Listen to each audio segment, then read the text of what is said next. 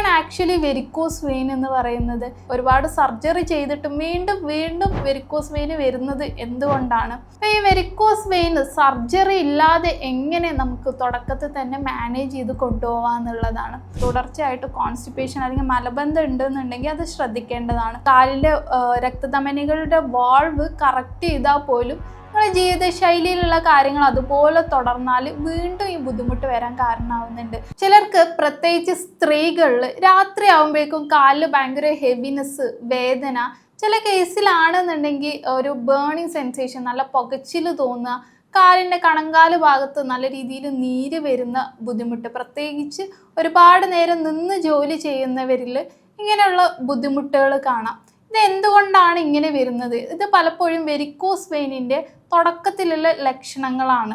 അപ്പോൾ ഇന്ന് ഞാൻ നിങ്ങളുമായിട്ട് ഈ വീഡിയോയിൽ ഡിസ്കസ് ചെയ്യാൻ പോകുന്നത് വെരിക്കോസ് വെയിൻ ആരിലാണ് കൂടുതലായിട്ട് കണ്ടുവരുന്നത്, വെരിക്കോസ് വെയിൻ സർജറി ഇല്ലാതെ എങ്ങനെ മാറ്റിയെടുക്കാം, പിന്നെ ചില കേസിലാണെന്നുണ്ടെങ്കിൽ ഒരുപാട് സർജറി ചെയ്തിട്ടും വീണ്ടും വീണ്ടും വെരിക്കോസ് വെയിൻ വരുന്നത് എന്തുകൊണ്ടാണ്, അതുപോലെ തന്നെ വെരിക്കോസ് വെയിൻ ഉള്ളവർക്ക് ഉപകാരപ്രദമായിട്ടുള്ള രീതിയിലുള്ള ചില എക്സസൈസുകൾ കൂടിയാണ് ഇന്ന് ഞാൻ നിങ്ങളുമായിട്ട് ഷെയർ ചെയ്യാൻ പോകുന്നത്.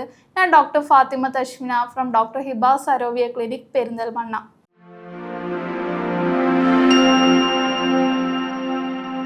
വെരിക്കോസ് വെയിൻ കൂടുതലായിട്ട് കണ്ടുവരുന്നത് പ്രത്യേകിച്ച് ഒരുപാട് നേരം, ദീർഘനേരം നിന്ന് ജോലി ചെയ്യുന്നവർ, പോലീസ്, അതുപോലെ ടീച്ചേഴ്സ്, നേഴ്സ് പോലെയുള്ള ഒരുപാട് നേരം നിന്ന് ജോലി ചെയ്യുന്നവരിൽ വെരിക്കോസ് വെയിനിൻ്റെ ബുദ്ധിമുട്ടുകൾ കണ്ടുവരുന്നുണ്ട്.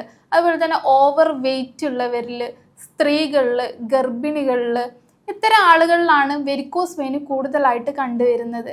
എന്താണ് ആക്ച്വലി വെരിക്കോസ് വെയിൻ എന്ന് പറയുന്നത്? നിങ്ങളുടെ കാലിലുള്ള രക്തധമനികളിൽ ഒരുപാട് വാൾസ് ഉണ്ട്.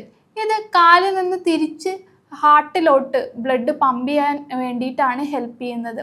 അപ്പോൾ ഈ വാൾസ് കറക്റ്റായിട്ട് പ്രവർത്തിക്കുന്നില്ല എങ്കിൽ ഈ കാലിൽ നിന്ന് ഹാർട്ടിലോട്ട് ബ്ലഡ് തിരിച്ചു പോകാതെ കാലിൽ തന്നെ ബ്ലഡ് കെട്ടി നിൽക്കും. ഇങ്ങനെയുള്ള ഒരു അവസരത്തിൽ രക്തധമനികൾ കൂടുതലായിട്ട് വീർക്കുകയും ബ്ലഡ് കെട്ടി കിടന്ന് കൂടുതലായിട്ട് വീർക്കുകയും അതാണ് വെരിക്കോസ് വെയിൻ ആയിട്ട് കാണപ്പെടുന്നത്. അപ്പോൾ ഈ വെരിക്കോസ് വെയിൻ സർജറി ഇല്ലാതെ എങ്ങനെ നമുക്ക് തുടക്കത്തിൽ തന്നെ മാനേജ് ചെയ്ത് കൊണ്ടുപോകാമെന്നുള്ളതാണ്.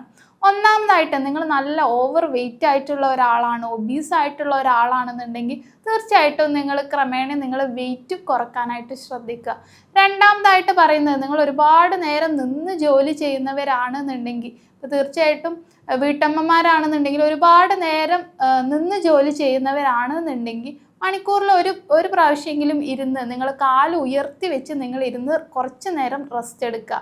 അതല്ല നിങ്ങൾ ഒരുപാട് ഇരുന്ന് ജോലി ചെയ്യുന്നവരാണെന്നുണ്ടെങ്കിലും അതിൻ്റേതായിട്ടുള്ള രീതിയിലുള്ള എക്സസൈസുകൾ നമുക്ക് പറഞ്ഞു തരാം. അതിൽ ഏറ്റവും പ്രധാനപ്പെട്ട ഒരു എക്സസൈസ് എന്ന് പറയുന്നത് ബ്രിസ്ക് വാക്കിംഗ് എന്നാണ്. അതായത് നിങ്ങൾ നല്ല സ്പീഡിൽ കൈയും കാലൊക്കെ വീശി ഒരു അരമണിക്കൂർ ഡെയിലി നടക്കുക. അങ്ങനെ ഒരു 5 ദിവസം നിങ്ങൾ ചെയ്യുകയാണെന്നുണ്ടെങ്കിൽ, ആഴ്ചയിൽ ഒരു 5 ദിവസം നിങ്ങൾ കണ്ടിന്യൂസ് ആയിട്ട് ചെയ്യുകയാണെന്നുണ്ടെങ്കിൽ ഈ കാലിൻ്റെ ഭാഗത്തേക്കുള്ള മസിൽസ്, പേശികളിൽ കൂടുതൽ നല്ല രീതിയിൽ ഫങ്ഷണൽ ആവാനും അതുപോലെ തന്നെ തിരിച്ച് ഹാർട്ടിലോട്ട് ബ്ലഡ് പമ്പ് ചെയ്യാൻ വേണ്ടി ഇത് നന്നായിട്ട് ഹെൽപ്പ് ചെയ്യും. രണ്ടാമതായിട്ട് പറയുന്നത് ഹീൽ റേസ് എക്സസൈസ് ആണ്. അതായത് നിങ്ങളൊരു പരന്ന പ്രതലത്തിൽ നിൽക്കുക, അതിനുശേഷം നിങ്ങളെ മടമ്പ് പതിയെ ഉയർത്തുക, അതിനുശേഷം താഴ്ത്തുക. ഇങ്ങനെ നിങ്ങളൊരു 20 പ്രാവശ്യം, ഒരു സെറ്റായിട്ട് 20 പ്രാവശ്യം നിങ്ങൾ ചെയ്യുക. ഇങ്ങനെ ഒരു ദിവസത്തിൽ ഒരു 2-3 പ്രാവശ്യം നിങ്ങൾ ആവർത്തിക്കുകയാണെന്നുണ്ടെങ്കിൽ നല്ല രീതിയിൽ സർക്കുലേഷൻ മെയിൻറ്റെയിൻ ചെയ്യാനായിട്ട് സാധിക്കും. മൂന്നാമതായിട്ട് പറയുന്നത്, ഇത് ഒരുപാട് ഇരുന്ന് ജോലി ചെയ്യുന്നവരാണ്, അല്ലെങ്കിൽ ഓഫീസിലൊക്കെ ഇരുന്ന് ജോലി ചെയ്യുന്നവരാണ്, വെരിക്കോസ് വെയിൻ്റെ ബുദ്ധിമുട്ടുള്ളവരാണെന്നുണ്ടെങ്കിൽ നിങ്ങൾക്ക് ചെയ്യാവുന്ന ഒരു എക്സസൈസാണ്. അതായത് ആംഗിൾ പമ്പ് എക്സസൈസ് എന്ന് പറയും. നിങ്ങൾ കാല് തൂക്കിയിട്ട് ഇരുന്നതിന് ശേഷം കാല് മുന്നിലോട്ടും പിറകിലോട്ടും പതിയെ ഇങ്ങനെ ചലിപ്പിക്കുകയാണ് ഈ ആംഗിൾ പമ്പ് എക്സസൈസ് കൊണ്ട് ചെയ്യുന്നത്.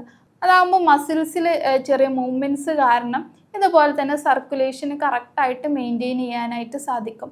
ഇതൊക്കെയാണ് എക്സസൈസുകൾ പറയുന്നത്. ഇത് കൂടാതെ തന്നെ നിങ്ങൾക്ക് ഒരു ഡോക്ടറെ നിർദ്ദേശപ്രകാരം കംപ്രഷൻ സ്റ്റോക്കിങ്സ് ഉപയോഗിക്കാം. അതുപോലെ തന്നെ ഈ രക്തധമനികളുടെ ആരോഗ്യത്തിനായിട്ട് കുറച്ച് ഭക്ഷണങ്ങൾ കൂടി ഞാൻ പറഞ്ഞുതരാം. അതിൽ മെയിനായിട്ട് പറയുന്നത് വൈറ്റമിൻ സി അടങ്ങിയിട്ടുള്ള ഭക്ഷണങ്ങൾ. വൈറ്റമിൻ സി കൊളാജൻ സിന്തസിസിന് വേണ്ടി ഹെൽപ്പ് ചെയ്യുന്നുണ്ട്. അതായത് രക്തധമനികളുടെ വാൾസിലുള്ള ഒരു പ്രോട്ടീനാണ് കൊളാജൻ എന്ന് പറയുന്നത്.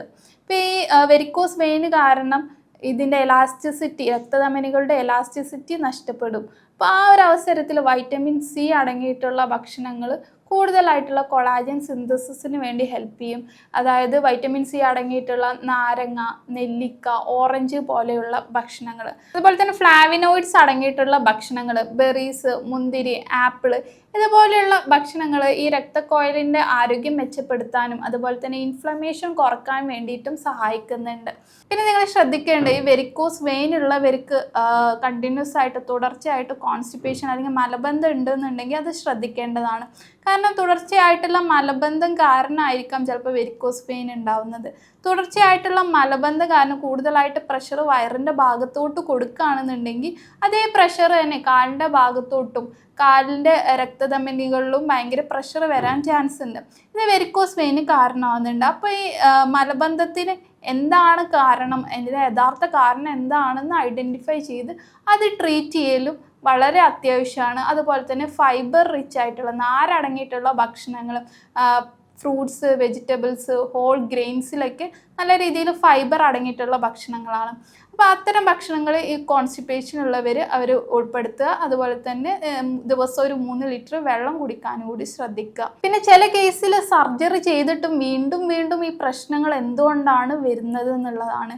അപ്പോൾ ഈ നേരത്തെ പറഞ്ഞ കാലിൻ്റെ രക്തധമനികളുടെ വാൾവ് കറക്റ്റ് ചെയ്താൽ പോലും നിങ്ങളുടെ ജീവിതശൈലിയിലുള്ള കാര്യങ്ങൾ അതുപോലെ തുടർന്നാൽ വീണ്ടും ഈ ബുദ്ധിമുട്ട് വരാൻ കാരണമാവുന്നുണ്ട്. ഇപ്പോൾ ഒരുപാട് വെയിറ്റ് ഉള്ള ഒരാളാണെന്നുണ്ടെങ്കിൽ ആ വെയിറ്റ് കുറക്കാതെ ഈ വാൾവ് മാത്രം കറക്റ്റ് ചെയ്തുകൊണ്ട് കാര്യമില്ല.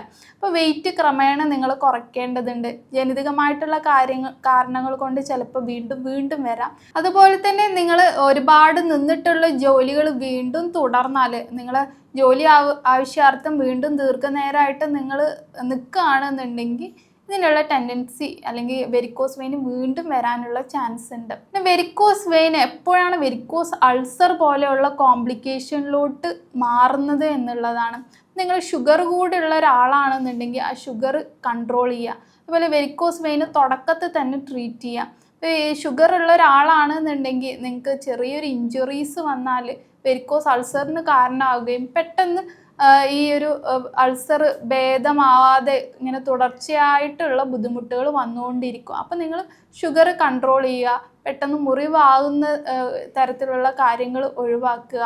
പിന്നെ ചിലർക്ക് എന്ന് പറയുന്നത് ഈ വെരിക്കോസ് വെയിൻ ഉള്ളവർക്ക് കാലിൻ്റെ ആ ഒരു രക്തധമനികൾ തടിച്ച് നിൽക്കുന്ന ആ ഭാഗത്ത് ചൊറിച്ചിലുണ്ടാവാനുള്ള ചാൻസ് ഉണ്ട്. അപ്പോൾ ആ ഒരു ഭാഗത്ത് കൂടുതലായിട്ട് മോയ്സ്ചറൈസർ ഉപയോഗിക്കുകയാണെന്നുണ്ടെങ്കിൽ ആ ഒരു ഡ്രൈ ആയിട്ടുള്ള ഭാഗത്ത് മോയ്സ്ചറൈസർ ഉപയോഗിക്കുക. അല്ലെങ്കിൽ ചൊറിഞ്ഞു പൊട്ടി അത് വെരിക്കോസ് അൾസറിലോട്ട് എത്താനായിട്ട് ചാൻസ് ഉണ്ട്.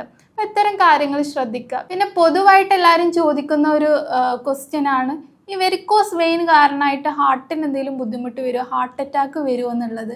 ഇതിന് കാരണം DVT, അതായത് ഡീപ്പ് വെയിൻ ത്രോംബോസിസ് എന്ന് പറഞ്ഞൊരു ബുദ്ധിമുട്ടാണ്.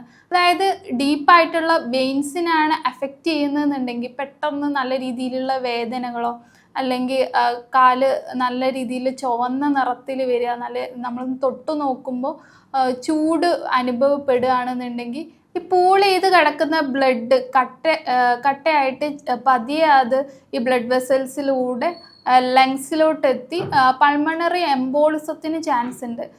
അതൊരു മെഡിക്കൽ എമർജൻസിയാണ്. പെട്ടെന്ന് ഹോസ്പിറ്റലിൽ എത്തിയിട്ടില്ല എന്നുണ്ടെങ്കിൽ നെഞ്ചുവേദന അല്ലെങ്കിൽ പെട്ടെന്ന് ആള് തല കറങ്ങി വീഴുക പോലുള്ള ബുദ്ധിമുട്ടുകൾ ഉണ്ടാവും. ഒരു മെഡിക്കൽ എമർജൻസിയാണ്. പെട്ടെന്ന് തന്നെ ട്രീറ്റ്മെൻറ്റ് എടുത്തിട്ടില്ല എന്നുണ്ടെങ്കിൽ ആൾക്ക് മരണം വരെ സംഭവിച്ചേക്കാവുന്ന ഒരു ബുദ്ധിമുട്ടാണ്. അപ്പോൾ ഇത്തരം കാര്യങ്ങൾ ശ്രദ്ധിക്കുക. തുടക്കത്തിൽ തന്നെ ഇതിനു വേണ്ടി ട്രീറ്റ്മെൻറ്റ് ചെയ്യാവുന്നതാണ്. അങ്ങനെയാണെന്നുണ്ടെങ്കിൽ ഇത് നമുക്ക് കംപ്ലീറ്റ് ആയിട്ട് റിവേഴ്സ് ചെയ്ത് എടുക്കാവുന്ന ഒരു ബുദ്ധിമുട്ടാണ്. അപ്പോൾ ഇതുവരെ ഞാൻ പറഞ്ഞതിൽ നിങ്ങൾക്ക് എന്തെങ്കിലും സംശയങ്ങൾ ഉണ്ടെങ്കിലോ വെരിക്കോസ് വെയിൻ കാരണം നിങ്ങൾ ബുദ്ധിമുട്ടുന്നവരാണെന്നുണ്ടെങ്കിൽ തീർച്ചയായിട്ടും എൻ്റെ കൺസൾട്ടേഷൻ എടുക്കാവുന്നതാണ്. ഞാൻ doctor Fathima Thaswina from doctor Hiba Sarovia clinic, Perinthalmanna.